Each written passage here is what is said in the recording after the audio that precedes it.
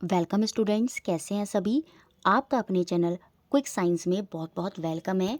जैसा कि हम सीटेट साइंस पेपर 2 की तैयारी कर रहे हैं और उसी में हम प्रीवियस ईयर पेपर सॉल्यूशन की सीरीज़ देख रहे हैं, जिसमें आज हमारी 35 क्लास है और फिर से हम 10 क्वेश्चन देखने वाले हैं पेडागोजी के, जो 4 जनवरी 2022 में पूछे गए। बहुत ही इंपॉर्टेंट सीरीज़ ये चल रही है। अगर किसी भी स्टूडेंट ने स्टार्टिंग से ये सीरीज़ नहीं देखी है तो आई बटन में एक प्लेलिस्ट का लिंक आ रहा होगा। जैसे ही आप उस पर क्लिक करेंगे तो आप क्लास 1 पर पहुंच जाएंगे, जहां आपको सबसे पहले कंटेंट के क्वेश्चन मिल जाएंगे। उसके बाद अब ये पेडागोजी के क्वेश्चन मिल जाएंगे। तो ओवरऑल ये 2021 की जो प्रीवियस ईयर क्वेश्चन की सीरीज़ है साइंस की, वो मोस्ट इंपॉर्टेंट है। अगर ये भी देख कर जाते हैं तो 50% काम आपका यहाँ से ही हो जाएगा। तो चलिए शुरू करते हैं क्लास और देखते हैं पहला क्वेश्चन। देखिए, इसको देखने से पहले हमें देखना होगा, जो मैंने कल आपको क्वेश्चंस कराए थे, जिसमें मैंने आपको 3 जनवरी का पेपर सॉल्यूशन बताया था, तो उसमें एक क्वेश्चन गलत हो गया, 9th क्वेश्चन। उसको मैंने टीचर के अकॉर्डिंग समझ लिया और इसी की वजह से वो मेरा भी गलत हो गया। अब देखिए, यहाँ पर था टीचिंग साइंस थ्रू डिस्कवरी, खोज द्वारा विज्ञान का शिक्षण का मतलब क्या होता है। तो यहाँ पर मैंने आंसर बताया था ऑप्शन नंबर 1। मैंने 2 ऑप्शन तो पहले ही बाहर कर दी थी कि ये ऑप्शन तो दोनों गलत हैं। अब फर्स्ट और सेकंड में होगा कि कौन सा आंसर होगा। तो मैंने बोला था कि focus on product of learning, अधिगम के उत्पादों पर ध्यान देना। देखिए, ये बड़े लेवल पर होता है, जो साइंटिस्ट वगैरह करते हैं। साइंटिस्ट जो होते हैं वो खोज करते हैं, किस लिए? क्योंकि उनको कुछ ना कुछ रिजल्ट चाहिए होता है। वो इसी पर्पस से खोज करते हैं कि कहीं ना कहीं वो किसी प्रोडक्ट पर, किसी उत्पाद पर या किसी रिजल्ट पर वो आएंगे। लेकिन यहाँ पर हम बच्चे को कंसिडर करेंगे, और जब हम बच्चे को कंसिडर करेंगे तो पहला पॉइंट सही नहीं होगा। तो इस वजह से आंसर यहाँ पर ऑप्शन नंबर सेकंड होगा। तो प्लीज़ इसको रिकरेक्ट कर लीजिएगा। ऑप्शन नंबर 1 यहाँ पर आंसर नहीं है, ऑप्शन नंबर सेकंड यहाँ पर आंसर है।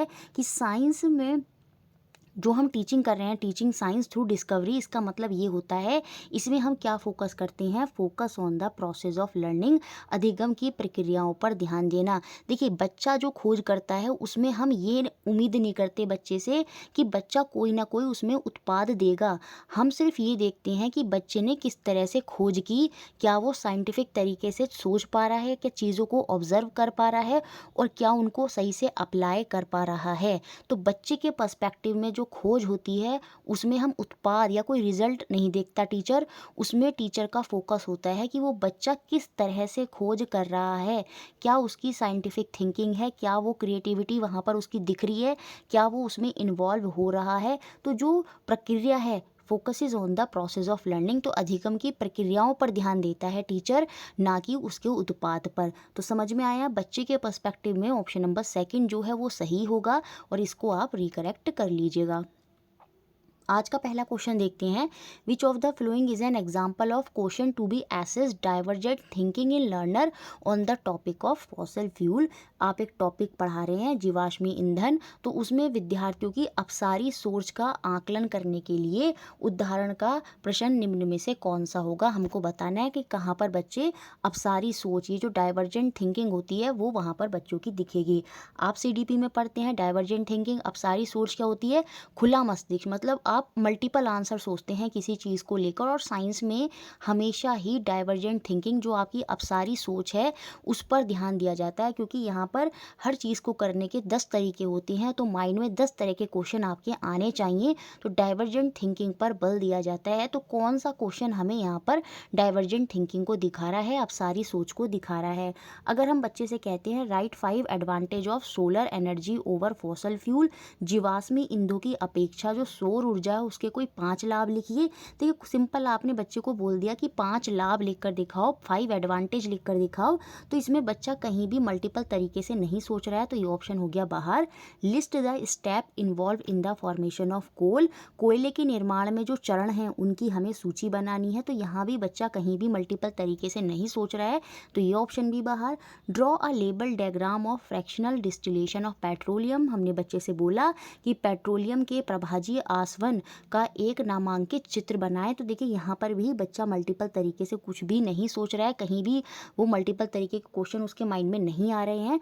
ऑप्शन नंबर 4 जब मैं देखती हूँ, what would happen if all the petroleum reserve are finished up, ये बिल्कुल डाइवर्जेंट थिंकिंग को दिखा रहा है। क्या होगा यदि पेट्रोलियम के सभी भंडार समाप्त हो जाएंगे? तो ये फोकस कर रहा है डाइवर्जेंट। अब सारी सोच पर यहाँ बच्चे मल्टीपल तरीके से सोचेंगे। बहुत से बच्चे कहेंगे कि हम जो ट्रैवलिंग है वो नहीं कर पाएंगे क्योंकि कार वगैरह ख़त्म हो जाएंगी, पेट्रोलियम के अगर सारे भंडार ख़त्म हो जाएंगे, इलेक्ट्रिसिटी ख़त्म हो जाएगी। तो फिर बहुत से बच्चे उसमें बोलेंगे कि जो है हमारे जो हमारे सोलर एनर्जी है, जो विंड एनर्जी है, ये सारी चीज़ें जो कभी ख़त्म नहीं होंगी, हम फिर उनका प्रयोग करने लगेंगे। तो मतलब समझ रहे हैं कि बच्चे जो है ना अलग अलग आंसर देंगे, कुछ कुछ बोलेंगे, कुछ कुछ बोलेंगे। तो कहीं ना कहीं जो उनकी डाइवर्जेंट थिंकिंग है वो इसमें डेवलप होगी। और डाइवर्जेंट क्वेश्चन की पहचान ही ऐसे होती है, जब भी कभी पूछा जाए यदि ऐसा हो, यदि ऐसा कर दिया जाए, अगर ऐसा होता, तो इस तरह के क्वेश्चन आपके डाइवर्जेंट क्वेश्चन होते हैं। और साइंस में इनका बहुत बड़ा रोल होता है और इन्हें ही हम ओपन एंडेड क्वेश्चन भी बोलते हैं। तो ऑप्शन नंबर 4 हो गया यहाँ पर हमारा सही। नेक्स्ट क्वेश्चन सेकंड जो एग्जाम में बना, which of the following statement are correct regarding scientific theory. विज्ञान के सिद्धांतों के संदर्भ में निम्न में से कौन सा कथन सही है।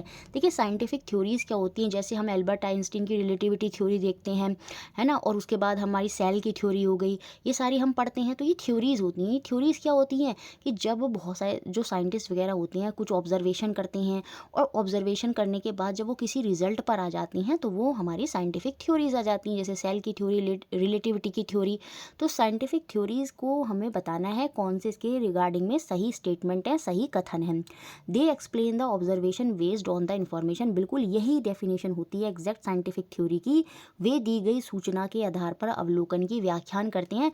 जो भी साइंटिस्टों ने ऑब्जर्वेशन किए होंगे किसी भी थ्योरी को बनाने में, वो उन्हीं का एक्सप्लेनेशन करती हैं और इन्फॉर्मेशन जो दी जाती है उसके अकॉर्डिंग वो एक्सप्लेन करती हैं ऑब्जर्वेशन। यही हमारी साइंटिफिक थ्योरीज होती हैं। इंपॉर्टेंट है, आगे याद रखिएगा।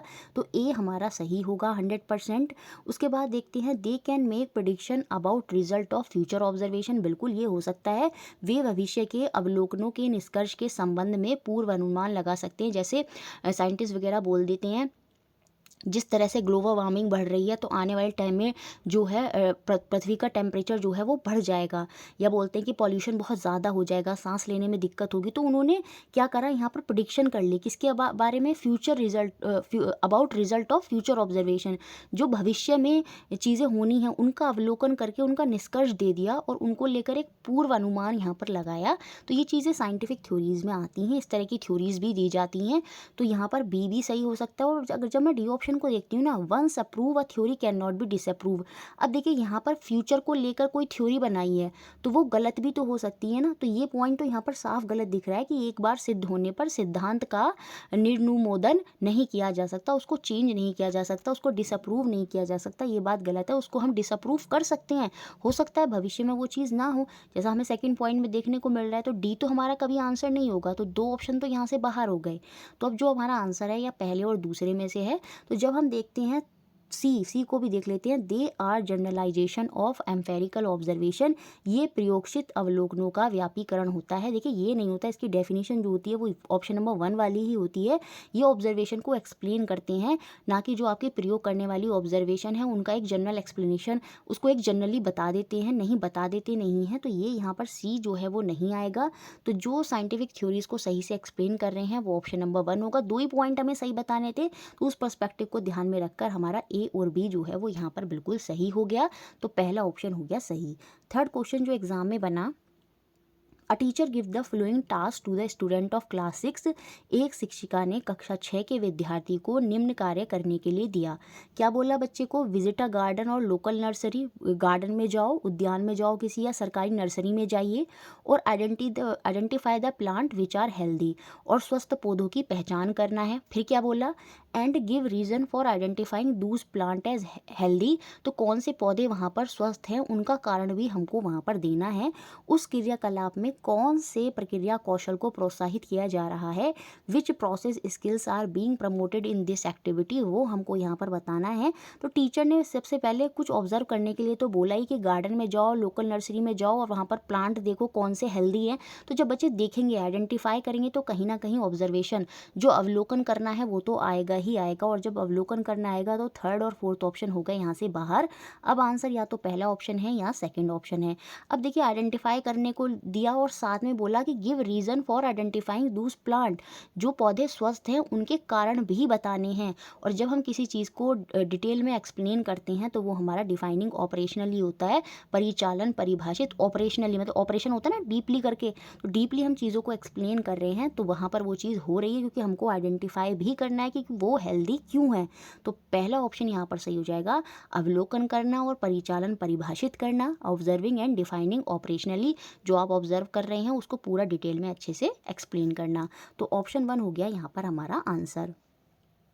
नेक्स्ट क्वेश्चन 4, इसको देखने से पहले देखिए बहुत से स्टूडेंट अभी भी मैसेज करते हैं कि मैम हम इस तैयारी स्टार्टिंग से कैसे करें। तो मैंने बहुत बार बताया है कि आपको 32 क्लासेस देखनी है कंटेंट की। आई बटन में एक प्लेलिस्ट का लिंक आ रहा होगा, जैसे ही इस पर क्लिक करेंगे आप एक ऐसी क्लास में पहुंच जाएंगे जहां आपको 6, 7, 8 की एनसीईआरटी का निचोड़ मिलेगा सिर्फ 32 क्लास में। बहुत ही इंपॉर्टेंट है। बहुत से बच्चे बोलते हैं कि कंटेंट फिर से करा दीजिए। देखिए कंटेंट फिर से रिपीट कराने का कोई मतलब नहीं है। हम इंपॉर्टेंट टॉपिक्स करेंगे, मैराथन करेंगे, वो क्वेश्चंस करेंगे, ये सारी चीज़ें हम आगे करेंगे दिसंबर में, तो परेशान ना हो। लेकिन पर्टिकुलर कंटेंट फिर से 6, 7, 8 का रिपीट करना कोई मतलब नहीं है। वो 32 क्लासेस आप देख लीजिए, प्लेलिस्ट में हैं। अगर किसी को नहीं मिल रही हैं तो कमेंट कर सकते हैं। बाकी मैम को टेलीग्राम पर भी फॉलो कर सकते हैं, मैंने बताया था पिछली क्लास में आपको लिंक। और साथ में इंस्टाग्राम पर शिल्पी चौधरी लांबा से भी मैम को आप सर्च कर सकते हैं, वहाँ पर भी कोई डाउट है तो मुझसे पूछ सकते हैं। क्वेश्चन क्या है, विच of the following is not an expository activity of teaching science. अब देखिए यहाँ पर समझना होगा मतलब क्या है। बच्चे हिंदी में जाएंगे, क्या कहते हैं, ये देखिए यहाँ पर जो क्वेश्चन में है एक्सपोजिटरी एक्टिविटी, अगर ये समझ में नहीं आ रहा है तो इसका मतलब क्या होता है, व्याख्यात्मक प्रक्रिया, मतलब जहाँ पर हम चीज़ों को क्या करते हैं, एक्सप्लेन करते हैं। अब क्वेश्चन ध्यान से समझ लिया कि विच of the following is not a expository activity of teaching science. जब हम विज्ञान का शिक्षण कर रहे हैं तो उनमें कौन सी व्याख्यात्मक प्रक्रिया नहीं है, ये हमको बतानी है। व्याख्यात्मक मतलब जहाँ हम चीज़ों को डिटेल से एक्सप्लेन करते हैं, डिटेल से चीज़ों की हम व्याख्यान करते हैं, उनको विस्तार से पूरा अच्छे से समझाते हैं। A teacher show video on habitat of various animal. बिल्कुल यहाँ पर एक शिक्षिका क्या कर रही है, विभिन्न पशुओं की जो प्राकृतिक वास है उनकी वीडियो दिखा रही है, तो कहीं ना कहीं वो व्याख्यान कर रही है, तो वहाँ पर चीज़ों को एक्सप्लेन करने की कोशिश कर रही है, तो ये पॉइंट हो जाएगा सही। एक्सपोजिटरी का ही मतलब क्या होता है, डिटेल में चीज़ों को एक्सप्लेन करना। A teacher demonstrate an experiment to show that a current carrying coil has a magnetic field around it. हम पढ़ते हैं एनसीईआरटी में, जो करंट होता है उसमें मैग्नेटिक इफेक्ट भी हमको देखने को मिलता है। और डेमो कर कर ये चीज़ टीचर वहाँ पर समझाने की कोशिश कर रही है, प्रयोग द्वारा दर्शाती है कि धारा प्रवाही कुंडली के चारों ओर एक चुंबकीय क्षेत्र होता है। तो सीधी सी बात है, यहाँ पर डिटेल एक्सप्लेनेशन वो कर रही है, तो ये भी डिटेल एक्सप्लेनेशन का उदाहरण है। तीसरा ऑप्शन देखते हैं, teacher provide a concept map to show the relationship between higher and lower order concept. बिल्कुल यहाँ पर भी टीचर क्या कर रही है, चीज़ों को एक्सप्लेन कर रही है कि उच्च और निम्न श्रेणी की जो संकल्पनाओं के बीच का संबंध है उनको दर्शाने के लिए एक शिक्षिका क्या कर रही है, संकल्पनात्मक चित्रण जो है वो वहाँ पर प्रस्तुत कर रही है। इन तीनों ऑप्शन में हमें दिखता है कि टीचर व्याख्यात्मक प्रक्रिया जो है उसको अपना रही है। अब जब हम फोर्थ ऑप्शन देखते हैं, a teacher ask open ended question and seek explanation. बहुत से बच्चे तो ओपन एंडेड क्वेश्चन देखकर ही टिक कर देंगे कि ओपन एंडेड बोला होगा, ओपन एंडेड तो साइंस में पॉजिटिव पॉइंट होता है, इसको ठीक कर दो। नहीं, अब देखिए क्वेश्चन में पूछा था कि कहाँ पर टीचर एक्सप्लेन नहीं कर रही है, तो देखिए यहाँ पर ही टीचर एक्सप्लेन नहीं कर रही है। एक शिक्षक क्या कर रही है, सीधा विवर्तांत जो ओपन एंडेड प्रश्न होते हैं जिनके मल्टीपल आंसर होते हैं वो क्वेश्चन पूछ रही है और उनकी व्याख्यान ढूंढ रही है ना, सीक एक्सप्लेनेशन, उनकी व्याख्यान ढूंढती है। नहीं, ये चीज़ नहीं करनी है। जब हम कोई चीज़ डिटेल में समझा रहे होते हैं तो उसको हमें पर्टिकुलर अच्छे से समझाना होता है। ऐसा नहीं कि उसमें हम बच्चों से ओपन एंडेड क्वेश्चन पूछेंगे, वो तो हम स्टार्टिंग में करते हैं। जब टीचर लास्ट में कोई थ्योरी समझा रहा होगा तो सीधा सा उसका डिटेल एक्सप्लेनेशन बच्चों को देगा और उस टाइम पे वो ओपन एंडेड क्वेश्चन नहीं पूछेगा और फिर वो खुद से व्याख्यान ढूंढने की कोशिश करेगा। नहीं, उससे तो कोई भी जो थ्योरी है या कोई भी टॉपिक है वो उसको समझ में नहीं आएगा। ये चीज़ें बहुत बेसिक लेवल पर होती हैं, लेकिन जब हम कोई भी चीज़ एक्सप्लेन कर रहे हैं, डिटेल एक्सप्लेनेशन कर रहे हैं किसी भी चीज़ का, तो उस टाइम पर टीचर मेन रोल प्ले कर रहा है, वो चीज़ों को एक्सप्लेन कर रहा है, तो वहाँ पर वो ओपन एंडेड क्वेश्चन नहीं पूछेगा। ओपन एंडेड क्वेश्चन जो खुले विचार वाले प्रश्न हैं वो तब पूछे जाते हैं जब बच्चों से हमें कुछ निकालना होता है, उनसे हमें कुछ नॉलेज जाननी होती है, देखना होता है उनका मूल्यांकन करना होता है, उस समय वो इम्पॉर्टेंट है। लेकिन यहाँ पर टीचर एक्सप्लेन कर रहा है, तो इस पर्पज़ में ऑप्शन नंबर 4 जो है वो हमारा यहाँ पर आंसर हो जाएगा, क्योंकि यही हमारी एक्सपोजिटरी एक्टिविटी जो व्याख्यात्मक प्रक्रिया है वो यहाँ पर। Next question fifth, which of the following statement is correct. निम्न में से कौन सा कथन सही है वो हमको यहाँ पर बताना है। Gender equity in science implicate making girl as good as boys in science. देखिए ये ऑप्शन यहाँ पर सही नहीं है। यहाँ पर ये कह रहा है कि हम लड़कियों को लड़कों के जितना अच्छा बनाएंगे। इट मीन्स कहीं ना कहीं ये दिखाने की कोशिश कर रहे हैं कि लड़कियां थोड़ी वीक हैं, जबकि साइंस में दोनों बराबर हैं। साइंस में क्या पूरी सीडीपी जब हम पूरा पढ़ते हैं तो उसमें हम देखते हैं कोई भी भेदभाव नहीं है, समावेशी शिक्षा पर बल दिया गया है, सब इक्वल हैं, सबको बराबर के राइट्स हैं।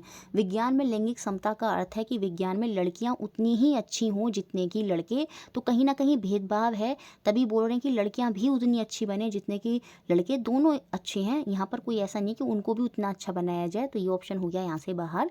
सेकंड ऑप्शन क्या है, gender equity in science implicate for both boys and girl. बिल्कुल ये इम्प्लीकेट होती है किस पर, दोनों पर, लड़कों पर लड़कियों पर। विज्ञान में जो लैंगिक क्षमता से तात्पर्य है कि लड़कियां और लड़के दोनों के बीच से जो लैंगिक प्रतिबंध हैं वो हटा दिए जाएं। बिल्कुल ये तो पॉजिटिव पॉइंट यहाँ पर दिख रहा है। थर्ड पॉइंट देखते हैं, gender equity in science aim at making science more attractive to girls. बिल्कुल नेगेटिव पॉइंट है। पर्टिकुलर कैटेगरी पर यहाँ पर ज़्यादा फोकस किया गया है, उसको ज़्यादा प्रायोरिटी दी गई है, जो कि गलत है।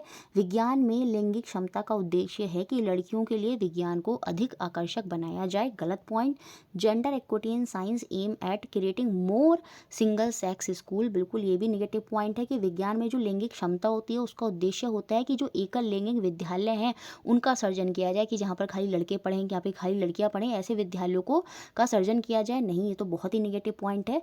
तो यहाँ पर जो सेकंड ऑप्शन है वो बिल्कुल सही हो जाएगा कि gender equity in science implicate for both boys and girls. जो गर्ल्स और बॉयज़ हैं उनके बीच के जो प्रतिबंध हैं लैंगिक, वो सारे के सारे हटा दिए जाएं। ऑप्शन सेकंड हो गया यहाँ पर आंसर।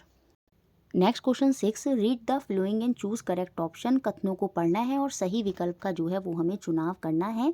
पहला कथन दिया है कि children's idea about a science content are often domain specific and may be conflicting. बिल्कुल जो बच्चों के विचार होते हैं साइंस में वो बिल्कुल डोमेन स्पेसिफिक हो सकते हैं, प्राय प्रकरण विशिष्ट भी हो सकते हैं और वो विरोधाभासी भी हो सकते हैं। क्योंकि बच्चे हो सकता है पर्टिकुलर किसी टॉपिक को लेकर ही आपसे कोई चीज़ पूछें तो डोमेन स्पेसिफिक उनके आइडियाज़ हो सकते हैं और साथ में वो विरोधाभासी भी हो सकते हैं, कॉन्फ्लिक्ट वाले जो हैं वो चीज़ें उसमें हो सकती हैं। क्योंकि हम जो साइंस की एक्सप्लेनेशन उन्हें कर रहे हैं हो सकता है वो उनको सही ना लग रही हो और वो अपनी चीज़ें उसमें बताना चाह रहे हो। और जब भी इस तरह की चीज़ होती है तो हमें बच्चे को डांटना नहीं चाहिए। उसके पॉइंट्स को समझकर और उसकी जो गलत अवधारणाएं हैं उनको ठीक करने के लिए हमें कोई ना कोई ऐसी एक्टिविटी या कोई ना कोई ऐसा कार्य उससे करवाना चाहिए कि जिससे जो उसकी गलत अवधारणा है वो वहाँ पर ठीक हो जाए। तो ये हमें बच्चों के आइडियाज़ में डोमेन स्पेसिफिक और कॉन्फ्लिक्टिंग नेचर जो है वो देखने को मिलता है। तो पहला जो कथन है वो तो यहाँ पर सही है,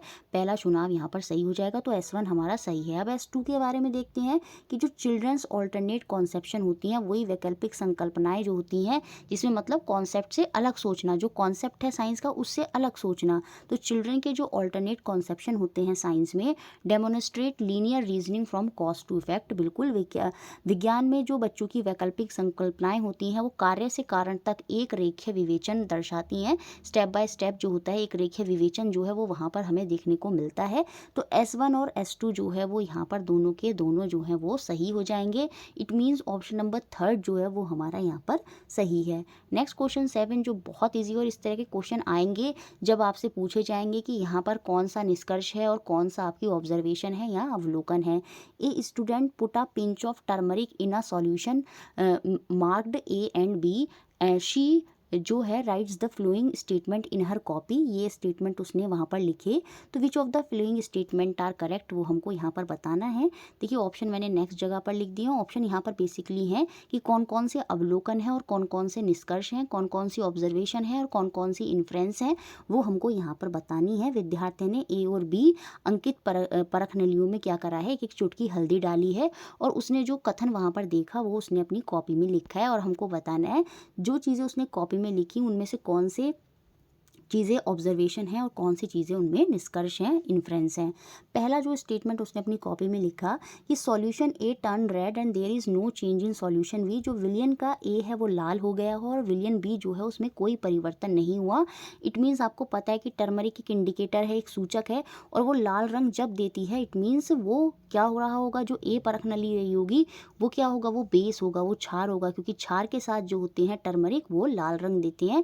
जैसे आपने शर्ट पे देखा होगा जब हम उसको धुलते हैं, अगर उस पर हल्दी लगी हुई है तो वो हल्दी का रंग लाल हो जाता है, क्योंकि जो साबुन होता है वो बेस होता है, वो क्षार होता है, तो क्षार के साथ वो लाल हो जाते हैं। और एसिड जो अम्ल होते हैं उसके साथ टर्मरिक कोई कलर नहीं देती, वो येलो का येलो ही रहता है। तो यहाँ पर एसिड और बेस की बात हो रही है। तो देखिए सॉल्यूशन उसने ये चीज़ जो लिखी, इट मीन्स उसने ये चीज़ क्या करी होगी, ऑब्जर्व करी होगी। उसने परख नली में जब टर्मरिक डाला होगा तो उसने ये ऑब्जर्व करा होगा और उसी ऑब्जर्वेशन को उसने अपनी कॉपी में लिखा है। तो S1 हमें यहाँ पर साफ दिख रहा है, ये क्या है, ये हमारी ऑब्जर्वेशन है, ये हमारा अवलोकन है। इसके बाद उसने S2 स्टेटमेंट कॉपी में क्या लिखा कि जो सॉल्यूशन A है वो बेस है और सॉल्यूशन B क्या है, वो एसिड है। ये एक निष्कर्ष है। जो उसने अवलोकन किया वो लिखा और उसके बाद जो उसे निष्कर्ष मिला, निष्कर्ष क्या मिला कि जो A है वो हमारा एक क्षार है और जो सॉल्यूशन B है, जो विलयन B है, वो एक अम्ल है। तो S2 हमारा क्या हो जाएगा, एक निष्कर्ष हो जाएगा। ये भी हमें क्लियर हो गया। S3 अब हमारा देखते हैं, टर्मरिक कैन बी। देखिए जब भी कैन बी शब्द जाता है तो वो कभी भी निष्कर्ष नहीं हो सकता, वो कभी भी इन्फ्रेंस नहीं हो सकता, कॉन्क्लूजन नहीं होता। क्योंकि कॉन्क्लूजन में हम एक एग्जैक्ट पॉइंट पर आते हैं, ना कि कैन बी, हो सकता है चीज़ें वाली कॉन्क्लूजन नहीं होती हैं। Turmeric can be use to differentiate between acid, base and salt. अम्ल, क्षारकों और लवणों के विभेदन के लिए हल्दी का उपयोग किया जा सकता है। तो अब हम यहाँ पर देखने हैं, देखिए S1 तो हमको पक्का पता चल गया कि ये हमारी ऑब्जर्वेशन है और S2 जो है वो हमारी इन्फ्रेंस है, निष्कर्ष है। तो हमारा ऑप्शन नंबर सेकंड ही यहाँ पर बिल्कुल सही होगा। S2 हमारी ऑब्जर्वेशन नहीं है तो ये ऑप्शन इस वजह से बाहर हो गया। ये दोनों ऑब्जर्वेशन नहीं थे इसलिए ये ऑप्शन बाहर हो गया। अब ये और ये में रहा। तो S3 जो है वो कभी भी निष्कर्ष नहीं हो सकता। मैंने अभी आपको बताया जब भी आ जाए हो सकता है तो वो कभी भी इन्फ्रेंस नहीं होगा, कभी भी निष्कर्ष नहीं होगा। निष्कर्ष में हम एग्जैक्ट आंसर पर आते हैं तो हमारा आंसर यहाँ पर ऑप्शन नंबर 2 ही होगा कि जो S1 है वो एक ऑब्जर्वेशन है, अवलोकन है, और S1 तो हमारी एक अवलोकन और ऑब्जर्वेशन है, और जो S2 है वो हमारा यहाँ पर निष्कर्ष है, इन्फ्रेंस है। तो ऑप्शन सेकंड हो गया हमारा answer. Question number 8, which of the following is an open ended question. फिर से ये क्वेश्चन आ गया कि कौन सा एक विवर्तांत प्रश्न है, कौन सा डाइवर्जेंट थिंकिंग, मल्टीपल जो है चीज़ें वहाँ पर आएंगी वो हमको बताना है। बहुत सिंपल है, पहले भी अच्छे से समझा है, अब यहाँ पर आप बता सकते हैं।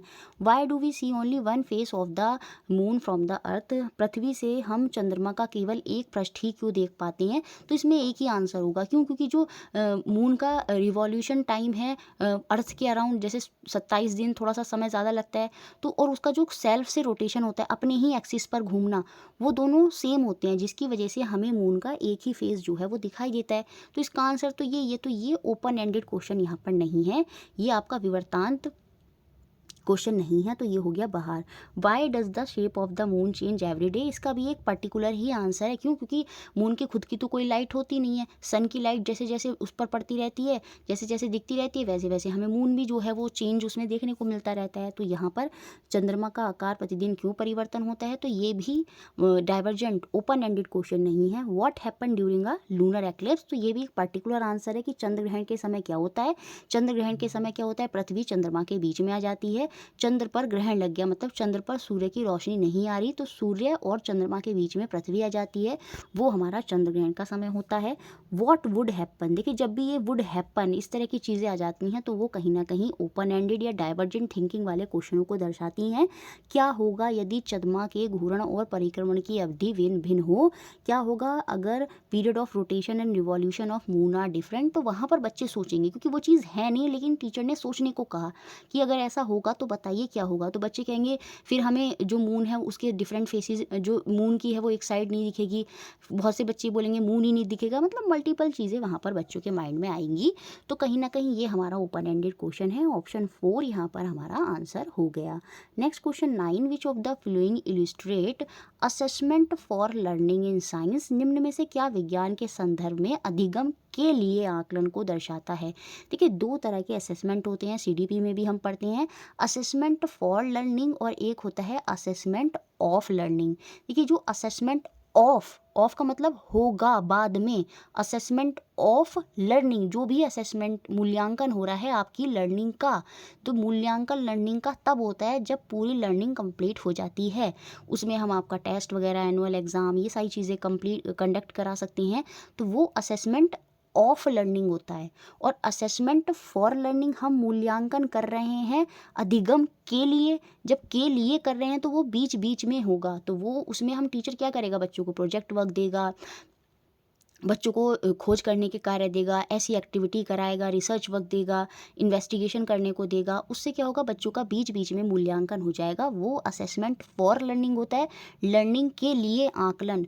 एक होता है लर्निंग का आकलन, का वाला जो चीज़ होती है वो बाद में होती है, जब सारी चीज़ें कंप्लीट हो जाती हैं, जैसे टेस्ट वगैरह कंडक्ट कराना, वो असेसमेंट ऑफ लर्निंग होता है। और असेसमेंट फॉर लर्निंग, अधिगम के लिए आकलन में आपका आ जाएगा इन्वेस्टिगेटरी प्रोजेक्ट, अनुसंधानिक प्रयोजन जो है, इनके माध्यम से हम बच्चों के अधिगम के लिए जो है वो मूल्यांकन या आकलन हम वहाँ पर कर सकते हैं। बाकी olympiad, annual exam, quiz competition, ये सारे के सारे असेसमेंट ऑफ लर्निंग के लिए होंगे, ना कि फॉर के लिए। तो ऑप्शन नंबर सेकंड जो है वो यहाँ पर हमारा आंसर है। लास्ट क्वेश्चन 10, इसको देखने से पहले एक रिक्वेस्ट है कि वीडियो दिल से अच्छा लगता है तो उसको लाइक ज़रूर करा करें। आपकी सपोर्ट की ज़रूरत है। ज़्यादा से ज़्यादा बच्चे लोग क्या करें, इस वीडियो को शेयर करें, हर वीडियो को शेयर करें। इतना सपोर्ट मैम के लिए आप प्लीज़ करें। Read the following statement and choose correct option. फिर से यही क्वेश्चन है कि कथनों को पढ़िए और सही विकल्प का चुनाव हमें यहाँ पर करना है। असर्शन, अभिकथन हमको क्या दिया कि science teacher should discuss socio scientific topic in the class. विज्ञान के शिक्षकों को कक्षा में सामाजिक वैज्ञानिक विषयों पर चर्चा करनी चाहिए। बिल्कुल, ये सामाजिक विषयों पर चर्चा करने से ही बच्चों के अंदर कहीं ना कहीं जो तर्क वितर्क वाली चीज़ें होती हैं वो कहीं ना कहीं बच्चों के अंदर आती हैं। जो समाज और साइंस से रिलेटेड इश्यूज़ हैं वो डिस्कस करने चाहिए, जैसे ग्लोबल वार्मिंग का इशू हो गया, पॉल्यूशन का इशू हो गया, किसमें कहीं ना कहीं सोसाइटी और साइंस दोनों आ जाती हैं। तो इस तरह के मुद्दों पर चर्चा की जानी चाहिए। तो ये तो हमारा सही है। फिर कारण क्या दिया है इसके पीछे कि ऐसे मुद्दों पर चर्चा क्यों होनी चाहिए।